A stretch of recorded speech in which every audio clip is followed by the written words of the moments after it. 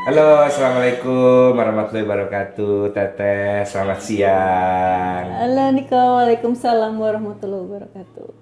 Oke, gimana kabarnya Teh siang ini? Alhamdulillah sehat. Alhamdulillah sehat. Terima kasih sekali, Teteh udah hadir di sini di ruang Gama Tekniko. Kalau kemarin sempat hadir mengikuti sesi coaching ya bareng sama aku, tapi sekarang hadir sebagai sahabat. Yes. Kita mulai intens itu sekitar 2000-an ya. Hmm.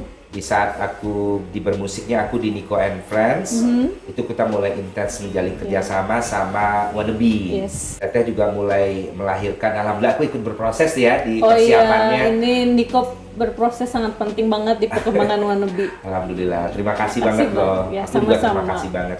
Udah sampai sekarang akhirnya Ya. ada akademi, Yes. terus berkembang kepada wardrobe yang Yes. dari dulu udah dicicil juga ya Teh ya. Ya. Penyewaan kostum, mendesain kostum, terus sampai yang kemarin nih yang membuat aku tambah bersyukur lagi untuk kamu sebagai sahabat itu adalah di saat Teteh mulai mengembangkan bagaimana tarian itu menjadi sebuah sarana atau media untuk healing, untuk orang akhirnya bisa menemukan Dirinya. titik-titik pertemuan dengan dirinya, sehingga dia bisa membantu healing dirinya plus Betul. membantu orang lain ya. Ya. Oke. Kayaknya banyak mungkin ya seperti kata orang ya Teh ya, kedekatan itu jangan diartikan kita sudah mengenal 100%. Cuman kedekatan mungkin kita artikan sebagai sebuah tantangan baru untuk kita bisa mengenal lebih dalam.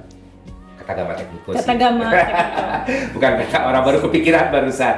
Ya aku pingin hari ini Teteh hadir di sini menceritakan mungkin ada part-part dari perjalanan Teteh yang akhirnya juga bisa menjadi inspirasi untuk teman-teman yang mengikuti serial cerita dari di kanal YouTube-nya Gama Tekniko. Let's say 3 tahun terakhir ini ya, kurang lebih 3 tahun terakhir ini, apa cerita yang mungkin Teteh bisa bagi yang buat Teteh itu adalah cerita yang sangat memiliki arti sekali untuk seorang Asti? Oke, pertama-tama aku makasih banget nih udah Ya. diundang. Karena Niko ini berproses banyak dalam pertumbuhan aku sebagai pribadi, juga Wannabe juga sebagai Terima company. kasih kembali. Alhamdulillah. Terus Ya, jadi 3 tahun ini kita tuh udah jarang ketemu ya. Ko? yes. Artinya 3 tahun ini tuh memang banyak sekali hal-hal yang apa ya, kita nggak ketemu tuh, aduh banyak banget yang hal-hal yang besar yang terjadi dalam hidup aku. Oke, kalau dari sisi aku sebagai pengusaha sih, alhamdulillah ya itu seiring waktu sih udah mulai ketemu patternnya ya gitu. Tapi yang paling big peristiwa besar itu adalah jadi tahun kemarin itu aku terdiagnosa sakit kanker rahim. Jadi aku menikah tahun 2016 ya. Nah dari situ aku kan program pengen punya keturunan. Ya. Aku menjalani program. Di tengah-tengah program itu dokter bilang ada benjolan. Sebenarnya itu operasi kecil kata dokter. Ini sih sejam doang pasti udah bisa. Ya udah deh dok, oke diangkat aja si benjolan ini. Toh nggak ini dokter bilang sih biasa aja nggak enak. Ternyata di tengah-tengah operasi si benjolan itu udah pecah. Dan ketika dicek di lab itu ternyata kanker rahim stadium 3. Jadi ketika bangun dari operasi aku kan nggak tahu ya bahwa rahim aku telah diangkat. Karena aku niatnya ke dokter itu kan mau program punya anak. Iya. Jadi itu ketika bangun dari operasi berarti ada beberapa kenyataan yang harus aku hadapin. Pertama, nggak punya anak, bahkan punya anak ya, karena semua rahim totally diangkat. Kedua, menghadapi kanker rahim stadium 3. Oke, sebentar Teh, aku ini. Tapi jadi begitu masuk operasi itu sama sekali tidak ada planning dari dokter untuk mengangkat rahim. Jadi itu keputusan yang diambil dokter di saat operasi terjadi. Iya. Jadi itu dokter sempat minta izin sama Keluarga. suami. Oh, oke. Ini gimana, terserah suaminya katanya. Ini bisa aja nggak diangkat tapi dia harus resikonya lebih besar gitu karena ini udah pecah gitu. Tapi kalau diangkat ya mudah-mudahan clean. Cuman kan nggak tahu sebenarnya kan kalau kanker itu ada di dalam darah gitu. Even itu udah diangkat biasanya ada. Jadi akhirnya dengan persetujuan suami ya diangkat. Gitu. Oke, suami akhirnya diangkat. Jadi begitu Teteh bangun dari operasi, kembali lagi tadi Teteh bilang menghadapi satu bahwa kamu tidak bisa punya anak. Iya. Oke. Itu karena rahimnya diangkat dan kamu harus menghadapi kanker rahim stadium 3. Wow. Gitu. Oke, terus Teh. Terus setelah itu ya gimana ya, down ya, sempat down gitu. Kayaknya mau mati besok. Oke, ya kebayang sih. Iya, dokter bilang ini harus cepet di kemo gitu. Even ini udah diangkat tetap ada resiko. Iya. Tapi selama penungguan itu ya alhamdulillah mungkin jalan dari Allah juga ya. Aku tidak sempat menjalani kemo sampai detik ini gitu. Artinya di tengah penungguan jadwal kemo itu aku ketemu sama teman tante aku. Dia menyarankan pola makan. Merubah pola makan. Terus yang kedua yang aku jalani adalah membangun pola pikir. Karena sebenarnya penyakit itu banyaknya grounding dari stres gitu. Dia dari stres, dia grounding ke fisiknya jadi penyakit gitu. Sebenarnya yang mesti kita atur itu gitu dua. Jadi ya alhamdulillah aku menjalani dua hal itu. Ya aku bisa mendapatkan self healing itu. Karena sebenarnya kan Allah itu memberikan kita kemampuan untuk menyembuhkan diri sendiri. Cuman karena kita banyak nggak tahu ya metodenya kayak gimana gitu. Jadi membangun keyakinan aku ya banyak referensi juga gitu dengan beberapa metode tadi pola makan dan itu self healing. Oke. Jadi kalau gitu tadi Teteh menemukan akhirnya tidak jadi memilih jalan kemo, yaitu dengan melakukan perubahan pola makan dan perubahan pola pikir. Ya. Aku tertarik untuk perubahan pola pikir, Teh. Apa tuh yang bisa ceritakan apa proses yang terjadi di saat Teteh melakukan perubahan di pola pikir? Iya, jadi dulu ada temanku juga, dia yang ngebimbing aku. Jadi pas aku datang dia, gimana mau sembuh berapa lama itu tergantung aku gitu. Sebenarnya pola pikir itu ada metodenya gitu, karena kan ini mah antara yakin dan percaya. Kalau ini kan harus yakin kitanya. Bedanya kalau percaya itu ada buktinya gitu. Pasti ada konkretnya. Kalau yakin mah nggak ada kan, maksudnya kayak Allah gitu kan. Kayak harus yakin, nggak harus dipertanyakan kan itu gitu. Oke. Even ketika kita yakin sembuh tuh itu harus ada power ya buat kita gitu. Power keyakinan tuh gimana sih cara ngebangunnya? Jadi beda ya yakin dengan percaya. Iya. Percaya ngelihat bukti, kalau yakin nggak ada bukti. Oke. Nah saat itu Teteh memilih yakin. Itu kenapa Teh bisa sampai Teteh memilih yakin? Karena si pembimbing aku hanya bilang gini, kita itu meninggal, kita itu akan meninggal dalam kondisi syahid apabila kita dalam keadaan semangat. Jadi sebenarnya even mati kapanpun misalnya, kalau kita dalam keadaan tetap semangat, artinya semangat itu berbaik sangka sama yang di atas, ikhtiar yang maksimal, itu katanya dalam kondisi meninggal. Di syahid itu benar-benar sebuah kematian yang Allah ridho dengan kematian itu ya. Mungkin kalau di teman-teman ya kayak di Nasrani disebutnya kayak martir gitu ya. Mati karena memang dalam rangka beribadah kepada Tuhan. Iya, itu. Oke. Jadi kan kita nggak tahu ya. Iya betul. Even aku juga sebenarnya bukan ini tetap aja kematian mah takut gitu. Tapi kan kalau dengan kondisi apapun itu aku yakin gitu dengan semua ikhtiar dan semangat aku dan yakin aku sama Allah gitu. Oke, jadi pembimbing teteh yang menyampaikan sebuah referensi berpikir, Yes. yaitu pola pikir teteh akhirnya digeser atau Oke. diajak untuk ke ranah kematian, kapanpun bisa terjadi. Yes. Oke, tidak perlu ditakutkan, tapi yang dipikirkan syahid nggak, Ya. gitu ya? Iya. Oke, terus akhirnya syahid itu ternyata teteh mendapat referensinya bahwa ketika kita tadi apa teh tetap bersemangat, Semangat berbaik sangka. berbaik sangka, Ikhtiarnya maksimal. ikhtiarnya dimaksimalkan. Ya, di luar semua ibadah yang kita lakukan ya, Ya, kayak betul. sholat, ngaji dan Ya, lain-lain. ya. Di luar ibadah ritual mungkin Betul, ya. ya. Oke. Oke, jadi itu yang membuat keyakinan teteh tumbuh. Iya, Oke. itu ada metodenya sebenarnya. Oh, metode itu. Metode tetap ada itu yang ada dilatih. Yakin itu perlu power kan. Selain yang tadi ya ibadah ritual kita sehari-hari dan membangun power itu ada metodenya gitu sebenarnya. Itu yang teteh pelajari. Iya, itu yang aku pelajari gitu. Oke, metode untuk mengaktifkan power keyakinan. Oke, terus teh lanjut setelah teteh mengikuti metode itu, Ya. latihan Oke. berapa lama? Latihan itu aku operasi bulan Juli, mulai ikut latihan September sampai sekarang. Masih terus, oke. Tapi boleh aku tanya dulu, akhirnya diagnosa terakhir kankernya hilang? Kanker tuh sebenarnya Sembuh, maksudnya sembuh tidak perlu kemo gitu maksudnya? iya, ya. Itu Perlu berapa lama setelah teteh melakukan metode itu? setahun ya.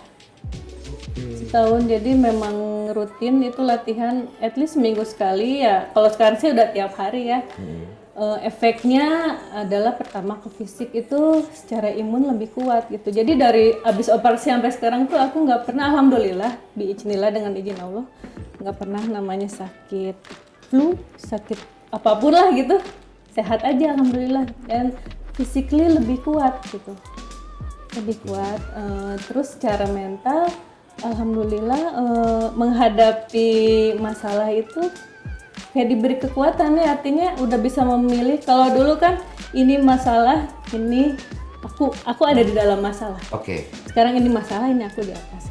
Sekarang udah alhamdulillah, oh ini perlu, ini enggak. Udah mulai begitu. Nah, jadi akhirnya kalau bisa dibilang kankernya balik dulu sedikit ke kankernya setelah teteh setahun mengalami metode itu. Yang tadi kan niat kemo tuh. Nah, akhirnya nggak jadi kemo, itu apa disebut karena hilangkah kankernya atau gimana? Karena seiring metode yang aku jalani itu, yang pola makan itu ya, tadi Pola makan pertama dan- tidak memakan karbohidrat dan gula itu, yang pola pikir itu, yang kedua seiring berjalan, alhamdulillah gitu, apa ya? Dicek lagi tapi secara medis. Belum sih, Belum, tapi tidak ada. Malah gini, secara fisik aku lebih kuat dari sebelum aku sakit. Aku tuh bisa kayak gila-gilaan sih kalau kerja gitu. Dan olahraga juga bisa mungkin gitu ya. Lebih physically lebih strong gitu. lebih strong dan keluhan tidak terasa apa-apa lagi. Nggak ada apa-apa, alhamdulillah. Gitu. Oke. Dulu mah masih dikit-dikit masuk angin, dikit-dikit apa gitu kan. Dulu gejalanya waktu di saat kanker itu masih aktif, di saat medis itu apa gejala yang benar-benar nyata akibat kanker itu teh? Itu sih sakit ya badan. Tapi aku nggak kerasa. Tapi sakitnya dari sini nih, paha belakang. Oke. Terus kalau lagi head itu bleeding. Bleedingnya banyak. Sampai harus ditransfusi. Oke. Terus apa lagi tuh gejalanya yang berhubungan dengan itu? Lemas itu ya udah physically nggak kuat aja. Tiba-tiba lemas gitu baru. Kalau aku kan suka ngedance ya, olahraganya ngedance. Biasanya aku ngedance dulu lagi kuat mah sejam 2 jam latihan oke jalan. Kalau kemarin terakhir pas sakit itu 15 menit aja udah ngos-ngosan gitu. Oke. Itu gitu. Sekarang lebih balik lagi, bahkan lebih kuat. ya aku Bahkan ngerasa. lebih kuat. Oke. Nah, menurut teteh, di samping pola makan sudah pasti, aku kembali lagi ke pola pikir tadi teh. Oke. Aku tertarik teteh bilang tadi, kalau dulu teteh berada di dalam masalah, sekarang teteh justru berada di atas masalah. Oke. Boleh nggak teh cerita yang bisa teteh bagi secara personal dari metode itu? Apa yang teringat yang buat teteh yang rutin teteh lakukan secara real di kehidupan sehari-hari? Bisa Bisa cerita nggak? Real latihannya apa real? Ya, boleh real latihannya, Oke. boleh real bentuk kamu menghadapinya, Oke. kejadian hari-hari. Kalau real latihan sih sebenarnya ini teknik pernafasan. Oh, di pernafasan. Pernafasan gitu. Jadi sebenarnya balik lagi kita itu hanya membutuhkan sepertiga makan, sepertiga nafas, sepertiga air itu gitu. Jadi tiga-tiganya aku coba akomodir ya. Nah sepertiga nafas ini aku kalau sepertiga makan kan yang Ya. dari jam makan dan lain Karbohidrat, pola segala makan macam. ya. Kalau air kan memang minum kita harus harus banyak juga. Yang udara ini berarti itu dari teknik pernafasan gitu. Jadi kalau sehari-hari sih aku latihan ada tekniknya nanti. Teknik pernafasan itu tapi terutama kalau sehari-hari nafas perut. Oke. Kalau penyanyi sih mungkin udah biasanya gitu. Jadi tadi pernafasan lebih ke pernafasan perut. Pernafasan Oke. perut dan sebenarnya ada gerakan khusus yang Oh, memang dilatih. Memang dilatih. Yang sebenarnya nih kalau basicnya dari cakra sebenarnya.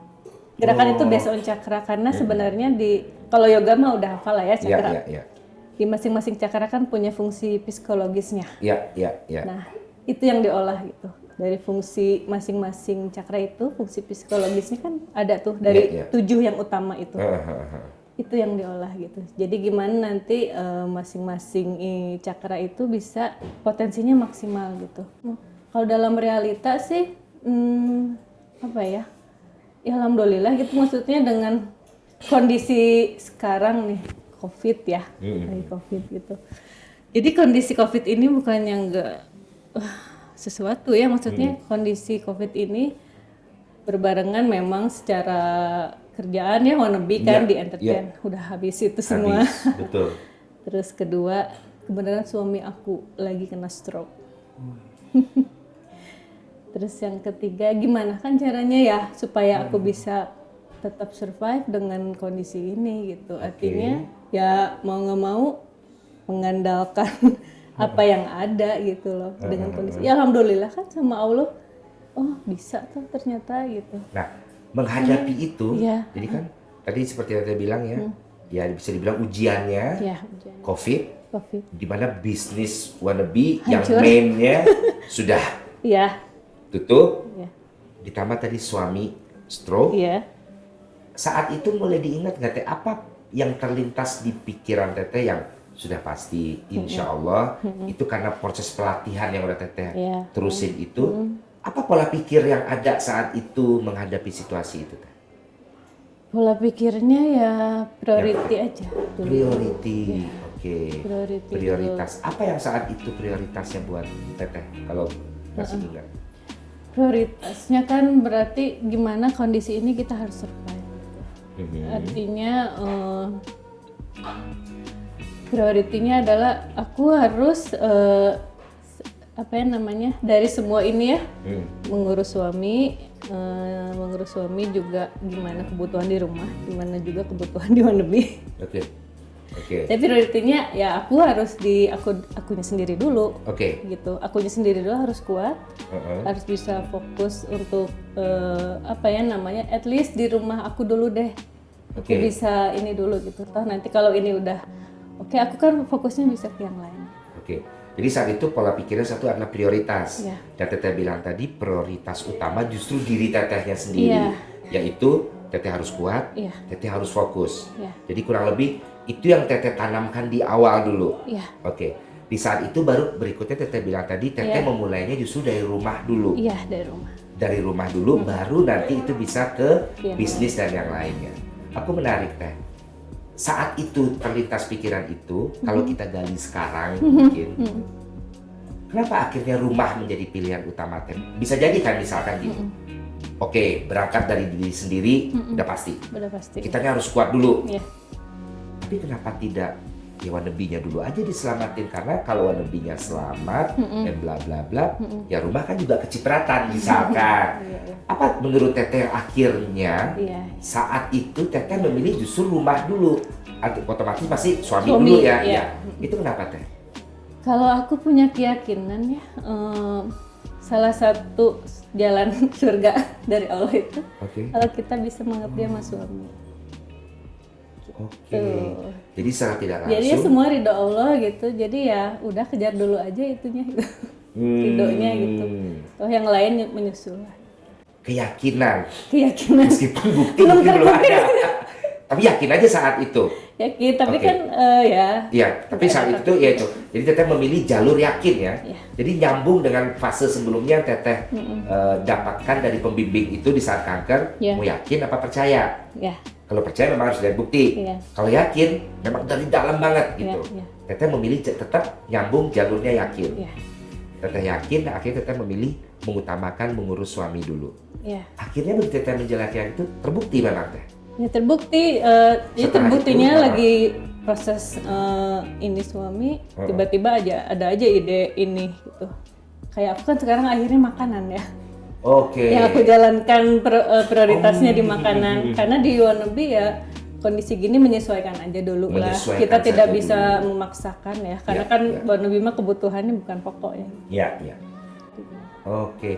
Jadi kalau begitu ternyata keyakinan itu bisa dibilang dari cerita Teteh melahirkan ide-ide atau pemikiran-pemikiran baru. Iya, ide-ide baru. Ide-ide baru dan itu sangat bisa dilaksanakan ternyata ya. Oke. Terus yang kedua aku tertariknya tadi Teteh menyebutkan padahal wannabe itu bisa dibilang Mata pencarian utama. mungkin nggak tahu ya, izinkan aku seorang Niko yang Oh, iya. dengan itu bisa dibilang pacar pertama kamu mungkin wannabe ya. Ya Allah. Plus anak pertama kamu itu Betul. juga mungkin wannabe ya. Maksudnya Ya. memang segitu apa ya, kalau tadi aku sempat ada obrolan dengan teman itu semelekat itu wannabe itu sama kamu. Sampai Teteh kan terkenalnya Asti Asti mana? wannabe. Asti wannabe. Oke. Ternyata tadi Teteh bilang bahwa Teteh bisa Iya. menyampaikan bahwa nggak apa-apa wannabe nanti aja karena tuh wannabe ini bukanlah sebuah kebutuhan pokok. Iya. Wow, itu kamu bisa serilis itu ya? Karena nggak Iya, kebayang buat betul. aku sesuatu yang wah, ya bisa dibilang udah jati Gila, diri gila, kamu, ya. tapi berawal dari keyakinan, keyakinan kepada apa yang diridhoi oleh Tuhanmu, kamu pun bisa melihat itu dengan serilis itu ya. Wannabe akan bisa menyesuaikan kok, itu kata Teteh tadi ya. Nggak nyangka ya, soalnya wannabe itu kayak gimana ya dulu ya, Niko tahu sendiri lah. Iya, sampai iya. gue Hidup mati berkorban untuk wannabe. ya, ya. Jungkir balik deh. Ini sih udah dengan gitu aja sama Tuhan kan digituin udah. Iya, Ya, iya, bukan iya. segalanya. Oke. Jadi sekarang mah yang penting apa yang aku lakukan aku punya manfaat buat orang. Aku bisa sharing ini ya mudah-mudahan juga buat yang sama nasi. Iya. Atau yang Yakin. mungkin ceritanya berbeda tapi ya kita jadi inspirasi ya. Oke. Teh sekarang di kondisi sekarang bagaimana Teteh melihat kehidupan Teteh secara keseluruhan setelah melewati ini semua? Ya bisa bilang di hari ini Teteh melihat diri Teteh sebagai seorang Asti, Asti Aslong yang menjadi seorang istri, menjadi bagian dari keluarga besarmu juga. Bagaimana Teteh melihat hidup Teteh sekarang?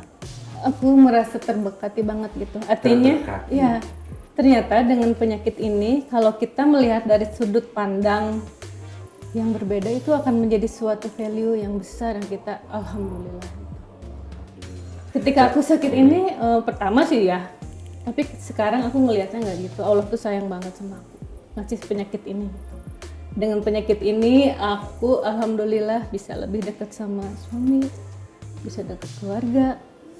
Terus orang-orang sekitar juga aku dulu kan kalau ke wannabe itu mah anak buah aku gitu. Iya. Sekarang nggak, itu semua adik-adik aku, itu semua keluarga aku gitu.